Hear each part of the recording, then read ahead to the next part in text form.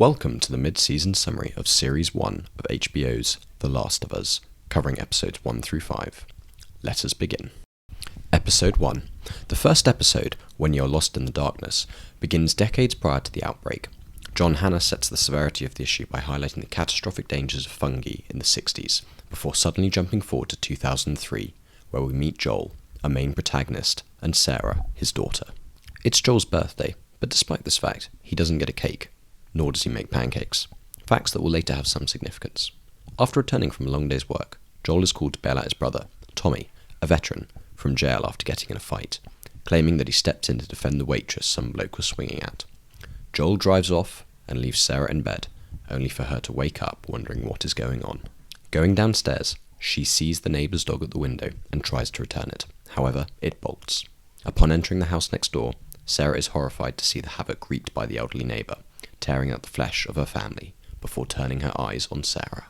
Sarah desperately runs out the house, only for Joel and Tommy to pull up in their truck and dispatch the elderly menace with a blow from a wrench. Quite the Deus Ex Machina.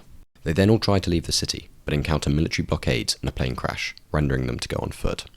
Tommy gets briefly separated from Joel and Sarah, and the two make a break for the river where they aim to reunite. However, Joel has to engage in some topsy-turvy dodge manoeuvres to avoid the same fate of the other victims.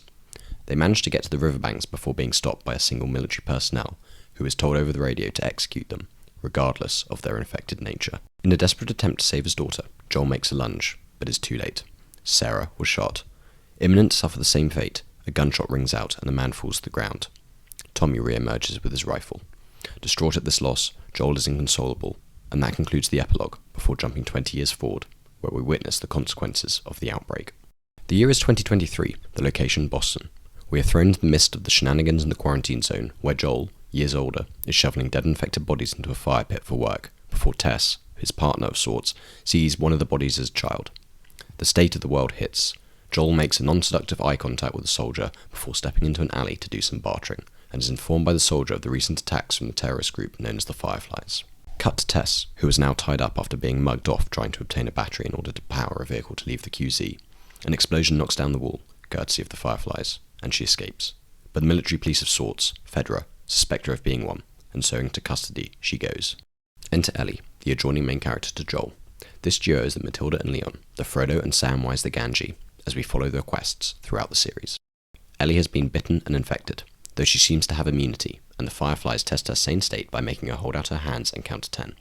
Marlene, the leader of the Fireflies, knows of her importance, and wants to get her out of the city to facilitate the production of a cure to the chaos. On Tess and Joel's quest to hunt down the pesky menaces who took their product, they cross paths with Ellie and Marlene. After convincing Joel to take her, as Marlene is injured, Joel, Tess, and Ellie head to leave the QZ to find Joel's brother Tommy, who has not made radio contact in over 3 weeks. However, on their exit, they are stopped by the Fedra bloke, who barters with Joel. Joel gets into a bit of a scrap, that ends up being a bit more of a scrap, and kills the fella, only to see the scanner has shown Ellie is positive for infection. Amidst the pandemonium, Ellie explains what's happened, and we cut to black, concluding the first episode of the series. Episode 2. This episode begins in a similar manner, 20 years prior, only this time we take a visit to Indonesia, where Ibu Ratna, a professor in mycology, I didn't know what that was, but it's basically the study of fungi, is taken to see a body that is infected from a bite. Aghast with what she has seen, she exits the clean room in a state of horror. Asked by a senior military personnel what can be done about the infection, and being told that patient 0 is unknown, does she make a harrowing statement: bomb the city. The gravitas of the infection is hit home big time with this mini-epilogue, and sets us up for the episode, where we get some real proper close encounters with the troublesome creatures. Returning back to 2023, the three are in a mossy building. Ellie explains that Marlene wanted to get her to a Firefly base camp out west, which makes Joel ever more sceptical, but his soft spot for Tess, and her mildly convincing demeanour, convince them to keep pushing on. Pacing through the desolate and bombed city, the scale of the destruction looms, and a lone cry cracks the silence of the city. Traversing the inner buildings and making it to a rooftop, the three see a horde of docile infected. Tess explains their hive mind-like nature and how they pick off stragglers. We then witness Joel's closed-off nature and his hesitance to open up to Ellie, who is ever inquisitive. The three take on a path that leads them through a museum, where they get a real close and personal encounter with the infected. The tension here highlights their threat, and skirmishes break out. After handling the rough encounter, they regroup and push on. As the three approach the State House to meet some Fireflies, do we see blood and a deserted vehicle. We then see that the individuals have all since died due to one becoming infected. Tess despairs, and Ellie deduces that she got bit during the museum encounter. Well done, Miss Sherlock. Joel, cold and calculated, raises his gun to the woman he clearly feels for.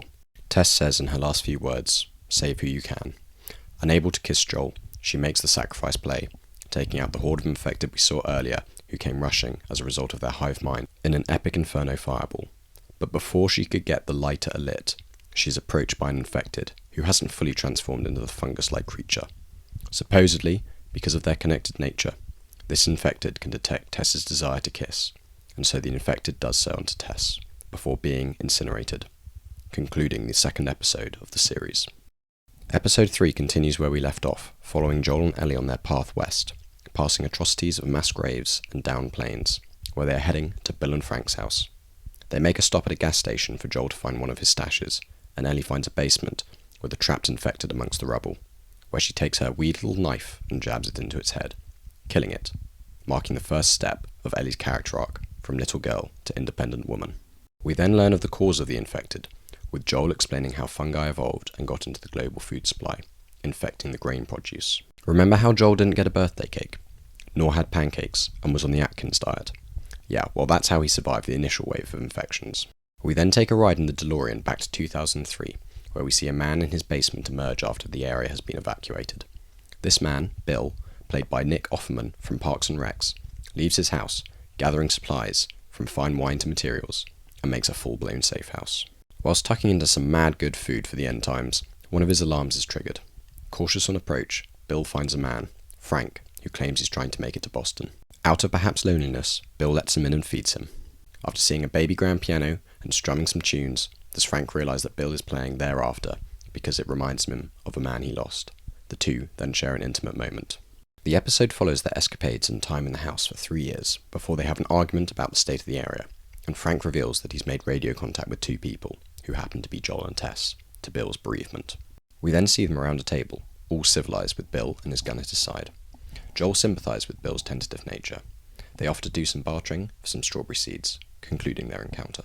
It is then nightfall, and Frank awakens to a fiery view outside the window. Much like Joel had warned, raiders had come. Bill is already outside, shooting away at the would-be intruders, before getting hit himself. They ward off the attack, but at some cost. We then jump forward another 10 years, and Frank is unwell. He decides that today will be his last day, and so they get married and relive the same meal they first had together. Bill, unbeknownst to Frank, has drugged the whole bottle of wine, and not just the glass. He confesses his love, and how he doesn't want to live alone. The two then peacefully pass. Returning to Joel and Ellie's adventure, the two get to the house of Bill and Frank to find a letter explaining it all, where Bill says men like he and Joel have a job to do, concluding the 3rd episode. Episode 3 really showed us the humanity of some of the people in the world of The Last of Us, bringing home the fact that this show is about much more than just some infected entities running around and causing mischief. Episode 4. Episode 4 picks up right where we left off, with Joel and Ellie resupplying at the house, very modestly, from Bill and Frank's, where they take the car that they once had. They make a stop in the woods, and though their location is too remote for infected, Joel reminds Ellie of the dangers of raiders and slavers, who could be alerted to the smoke from any fire. Joel doesn't really sleep, and stays awake all night. The journey continues wayward to Kansas City, but a blockage forces a diversion, where they encounter a trap. A small-scale battle ensues, and Joel finds himself pinned down, resulting in Ellie having to intervene, shooting the man in the back with a gun she stole from Bill and Frank's. Pleading for his life, Joel finishes him off. Ellie has now escalated from killing infected to effectively killing people. We are then introduced to a new character, Kathleen, interrogating someone in an attempt to get the location of a mysterious person named Henry. It turns out the man killed by Joel was a part of this group, and Kathleen believes that this is Henry's doing, so she orders a full-scale manhunt that takes the form of some Mad Max scene, with a bunch of trucks that look like they just came out of a GTA garage. During this hunt, Kathleen and a hunk of a man enter this mysterious-looking room with a rubble floor. After a few seconds, it begins to move, and Kathleen utters "fuck" in a way that says, whatever it is, it's a bloody big deal. My guess, it's that big bugger from the trailer. Joel and Ellie then seek refuge, climbing a bunch of stairs before making camp, where Ellie notes Joel's hearing ain't so good. Guess she was right, because they get snuck up on by someone who we can guess is Henry. The two are held at gunpoint, and episode 4 ends here. Episode 5. This was a heavy one. Episode 5 begins 10 days prior to episode 4's final scene, We follow Henry and his younger brother Sam trying to escape Kathleen, the now leader of the Resistance, who defeated Fedra after the atrocities and war crimes they had committed. Henry is on the run for being a conspirator with Fedra, though him ratting was only done for the sake of his younger brother, as he needed to secure medicine that Fedra only had. However, Henry's informing resulted in Kathleen's brother, the ex-leader of the Resistance, being captured and killed, hence her vendetta. After Henry explains he knows a way out of Kansas City through the tunnels, he explains that he needs Joel because of his fighting skills. The Resistance believe the tunnels to be crawling with infected, but Henry seems to know otherwise. After a bit of convincing, the four head off to flee the city. They make it out and into the open before potshots are made at them. Their position is made known, and Kathleen and her crew are on their way. Joel flanks the house where the gunfire is coming from, dispatching the lone old gunman, but they are too slow to escape, and the entourage rocks up. One of the Mad Max-esque vehicles in the cohort is clearing the way, but with the newly acquired high ground by Joel, he is able to fire several shots at the oncoming vehicle, before eventually taking it out. The car crashes into a building, and Kathleen engages herself in brief communication with Henry, but before long, a sinkhole opens up, swallowing the vehicle. Everyone turns in fear, and a horde of infected come bellowing out. Everyone makes a mad dash, and Ellie, Henry, and his brother hide whilst the death and destruction ensues. Spotting the opportunity to make a break, they seize it and run, but Kathleen is behind them. In a Mexican standoff, she remains hell-bent on revenge, but much to the luck of the trio, an acrobatic infected does some acrobatic stuff, attacking and eventually killing Kathleen. Joel and the others then make it to an old motel where they recover from all that just ensued. Ellie and Henry's brother are in one of the rooms before Sam reveals that he got bitten. Ellie, aware of her immunity, cuts her hand and rubs her blood over his wound, hoping it can prevent any further infection. Sam asks Ellie if she can stay up with him because he is so scared, and she tries to, but before long, she dozes off to sleep. With the light coming through the window, Ellie wakes up to see Sam sat on the bed. She walks over to see how he is, but it's too late, and he's become infected. Making a jump at her, Ellie does her best to hold him off, crashing into Joel and Henry's room. Joel instinctively goes for his gun, but Henry is quicker, shooting at Joel's feet. As the two men stand there, Ellie continues to ward off Sam, before a gunshot ends the skirmish. It was Henry, who shot his own younger brother. Riddled with shock, Joel tries to get Henry to hand over the gun, but reality soon hits him. Utterly shocked by what he has done, Henry points the gun at himself, and a second round is fired. Both Henry and Sam lie dead in the motel. After this traumatizing scene, Ellie and Joel bury the two brothers, before Ellie tells Joel that they need to keep heading west, concluding the mid-season of The Last of Us. For more reviews and recaps, stay tuned.